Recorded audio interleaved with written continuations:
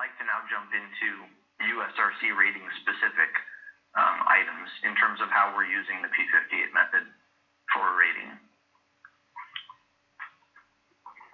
So overall, I mean, it's fairly straightforward, frankly, in terms of relating a P58 analysis to a rating, because the P58 analysis gives repair cost, repair time, and information about fatalities and injuries.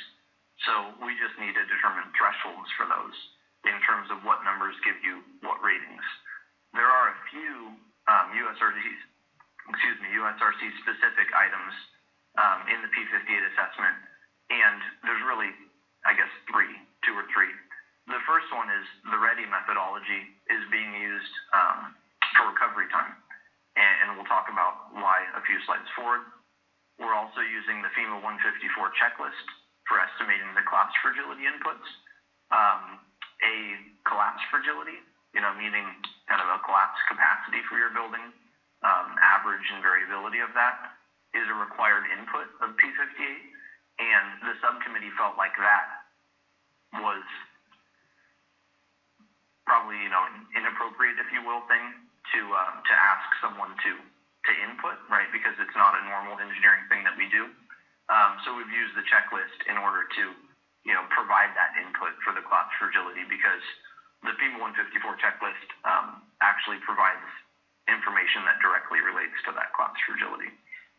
There's also some specific level of analysis requirements for each star level.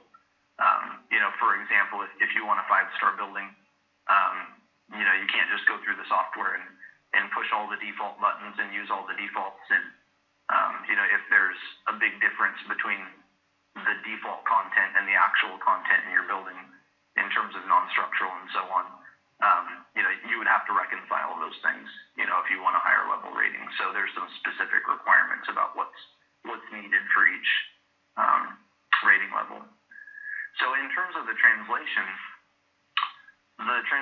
for repair cost is pretty straightforward.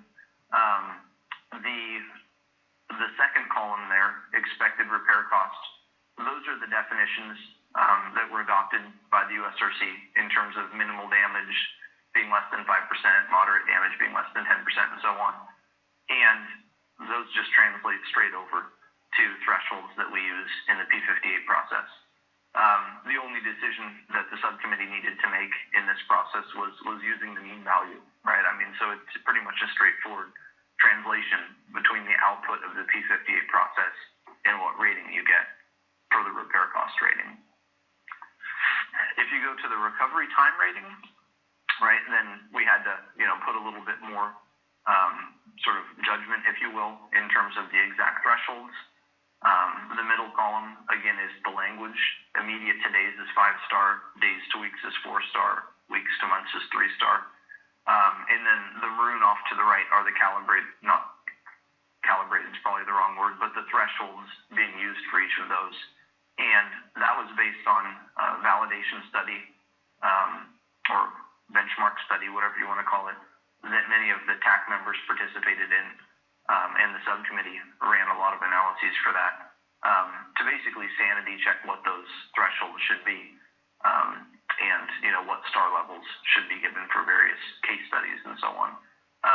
And several people on the call today participated in that process. The safety requirements, I won't read through them. This is all in the implementation manual. But those required sort of more work in the right column, if you will. Big picture, if you start at a 3-star, right, loss of life unlikely. So we're really trying to control fatality rate, collapse rate, fatality rate, and so on. So there's an associated threshold for that. If you go up to a 4-star, serious injuries unlikely. So at that point, we're looking at fatalities and injuries both. Both are outputs at P58, and there's thresholds to the right in terms of what those need to be to meet the 4-star. And then if you go up to 5-star, you need to meet the requirements of 3 and 4. We also have a requirement that the fatality rate is lower for 5 than 4. But the conceptual addition for the 5-star is egress routes must be intact. So it's not enough that the building you. It's not enough that the lights don't fall out of the ceiling and injure you, but you also need to, be able to get out of the building safely for a 5-star. And in reality, when you go through and do these evaluations, if you handle the safety pieces, the fatality and injury, you typically handle the egress pieces as well. So you're really once you get to 4-star, it's not as hard then to incrementally get to 5-star to meet the egress requirement.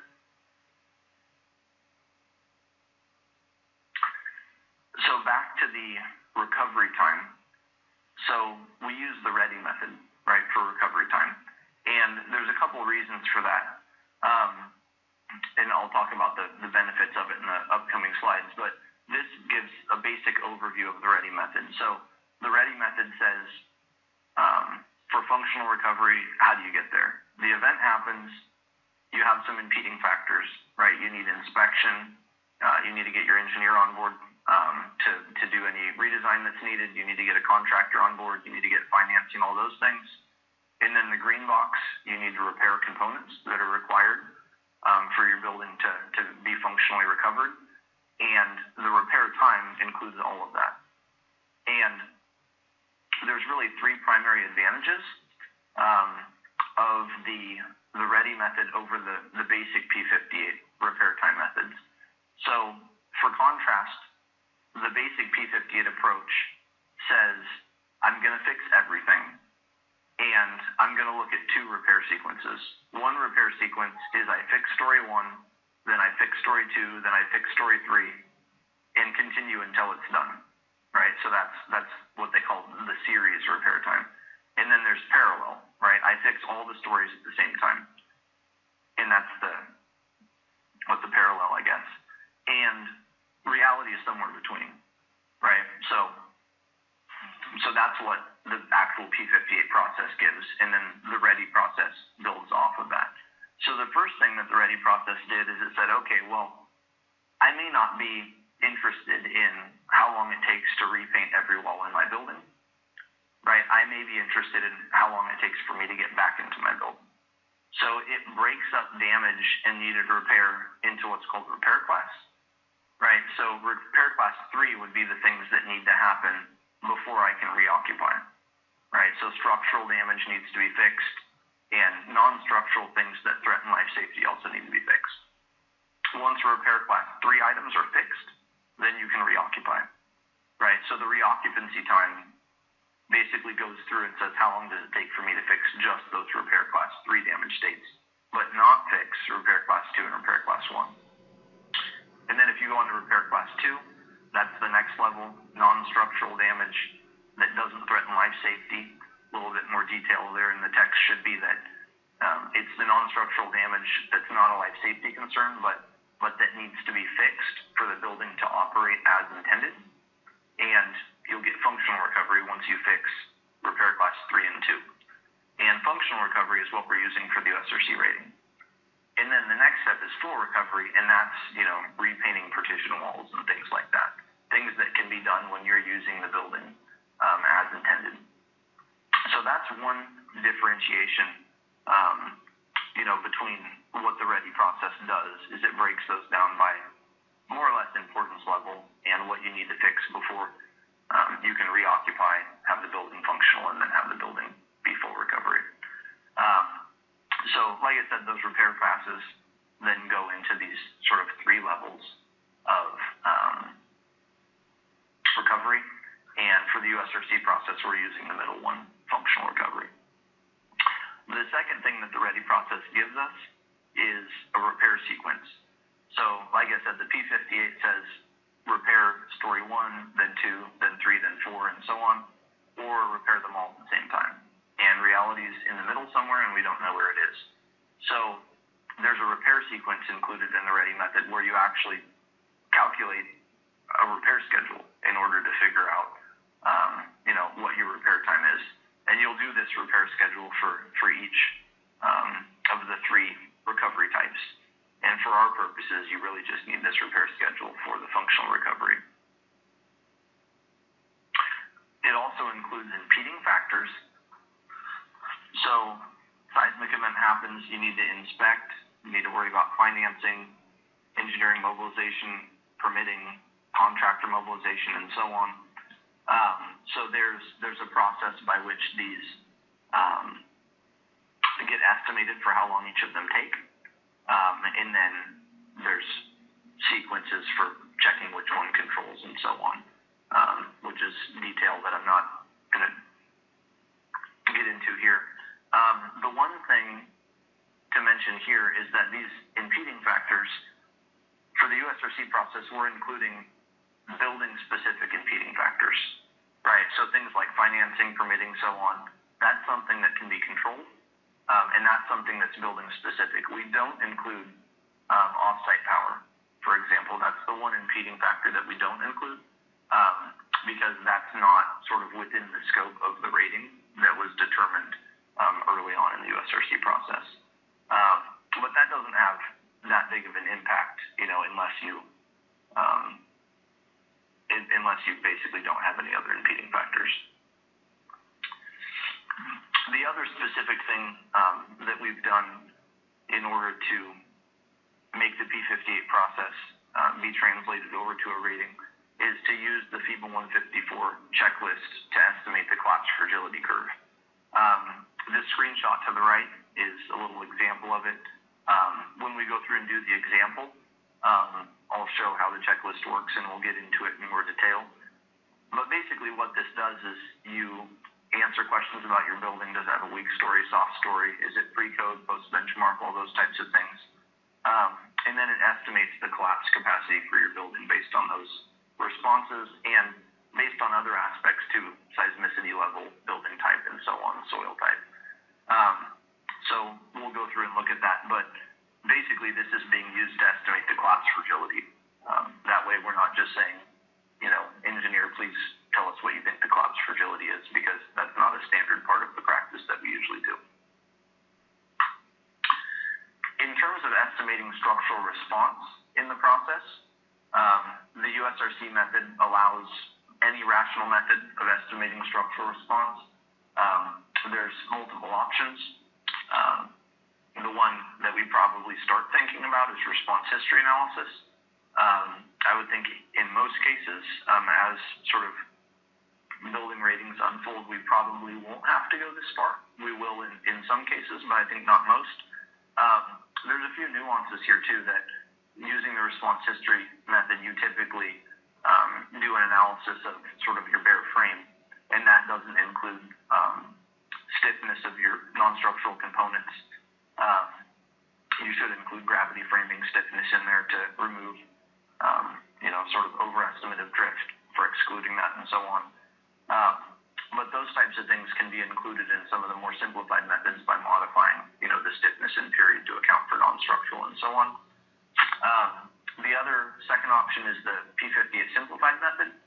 And the current simplified method published in 2012 with FEMA P58 is limited to buildings up to 15 stories and buildings that are regular. So you can't have a weak story building using the P58 simplified method. It has to be a regular building. In the SP3 software, which we'll jump into, we've created a beta extended simplified method that will allow you to concentrate the damage in specified floors if you know that you have a weak story in your building. So it's sort of a derivative method and extension of the simplified method.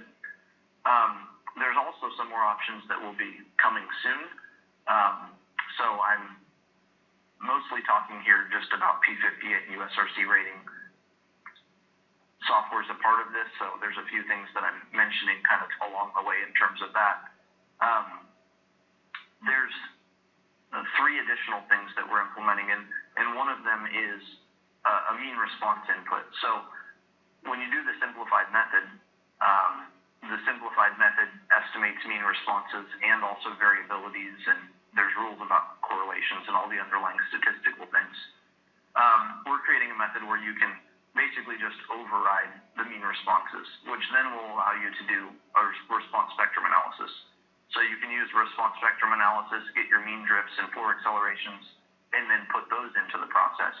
And then use the default variability values and so on and track it through the rest of the way. So that's useful for just using a response spectrum in general. It's also useful for things like maybe a base isolated building or a supplementary building with supplemental damping, where the current simplified method doesn't apply, but you can do other kind of more simplified analyses to estimate the responses. Also, shear walls, a simplified method to estimate chord rotations and coupling beam rotations in shear wall buildings. Currently, if you use the full drift, which the P58 simplified method gives you, and use that to estimate the damage to the shear wall, that's going to overestimate your damage to the shear wall, so it's removing the conservatism there. And then we also are working on calling it an enhanced simplified method. So it's basically a modal-based simplified method that'll work for taller buildings and also is being set up to handle weak story and some other modifications as well. So we're working on that now with some National Science Foundation funding, running a bunch of open seas analysis and so on, but that'll be available in the next couple of months, 2 to 3 months, something on that order, which then the objective there is to expand when you can use the simplified method in order to sort of reduce required time, right? And you not have to do response history for the cases where the current simplified methods don't apply. In terms of structural systems handled by P58, this is really more about the P58 method and not about the USRC rating, but I put it here because we needed to talk about ways to do the structural response estimate. So the P58 method and database supports most structural systems. There's a few that are not well supported.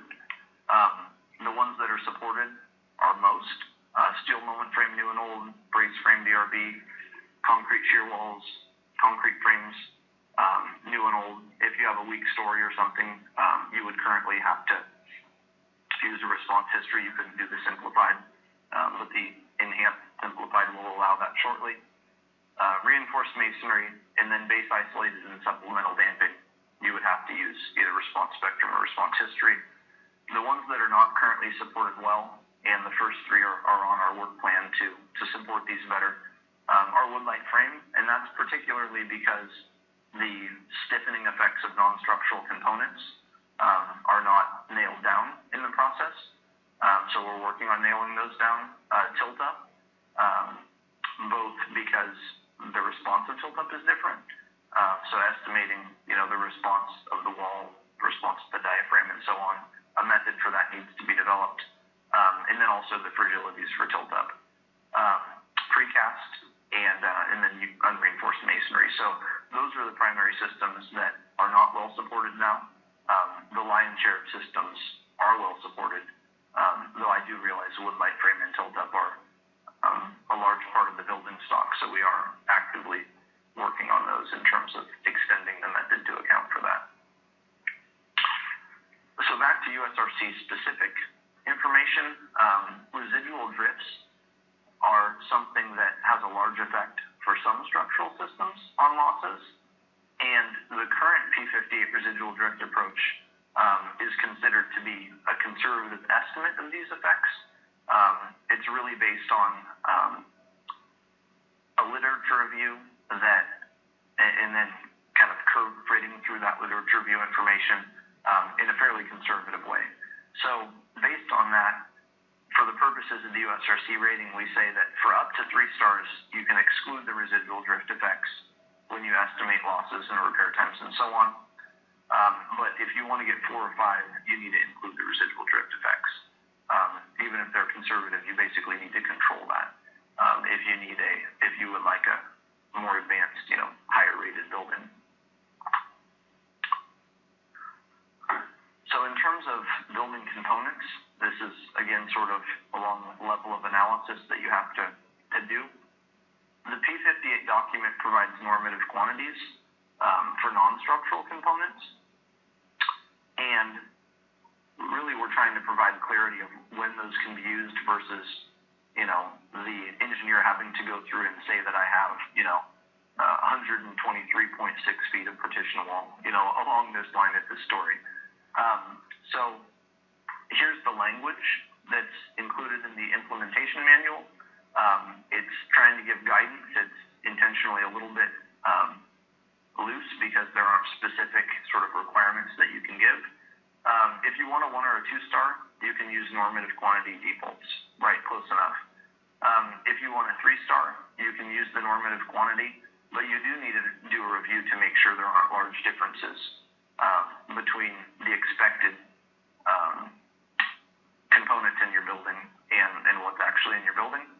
4-star, further scrutiny. That's kind of where the fuzziness comes in, if you will. And then 5-star says, you need to have an accurate representation of the building components in your building. If you want a 5-star performance, and particularly if you want to put that on the door of the building, you better make sure that, the components that you're assuming in your analysis are representative of what's in the building. Obviously, you're not going to count every foot, but it needs to be a good representation, is what the language says. Okay, so we've gone through a lot of detail, right? So that was, half hour, something like that, of getting down into the weeds in terms of some of the steps in the process and so on.